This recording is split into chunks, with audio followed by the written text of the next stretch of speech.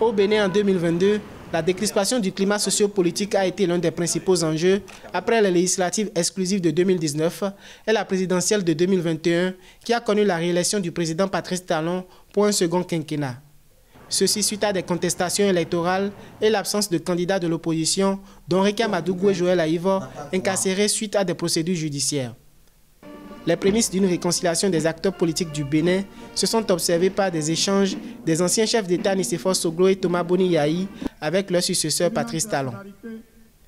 Il s'en est suivi leur présence à ses côtés le 1er août 2022 lors de la célébration du 62e anniversaire de l'accession du pays à l'indépendance. Des actes politiques diversement appréciés dans l'opinion. Vous savez, les guégués qui existaient, mais aujourd'hui, tous les anciens chefs d'État sont au défilé, les anciens présidents des institutions, et tout cela montre que la réconciliation du pays avance. L'année 2022 a été le tournant décisif pour la participation de l'opposition béninoise aux législatives du 8 janvier 2023. Depuis 2019, en effet, suite à une élection exclusive, le Parlement était constitué uniquement de 2 partis de la mouvance. Une première dans ce pays d'Afrique de l'Ouest, considéré depuis 1990 comme un modèle de démocratie en Afrique. Pour défaut du quitus fiscal de 4 de ses candidats, le parti d'opposition Les Démocrates avait vu en novembre 2022 sa liste de 218 candidats titulaires et suppléants recalés par la Commission électorale nationale autonome Sénat.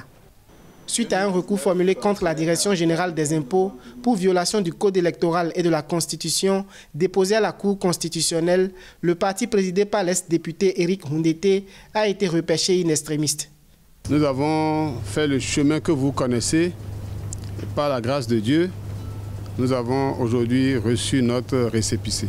Nous avons été les derniers sur la liste des partis admis à concourir. Nous serons les premiers par la grâce de Dieu et par le travail de nos camarades qui sont sur le terrain.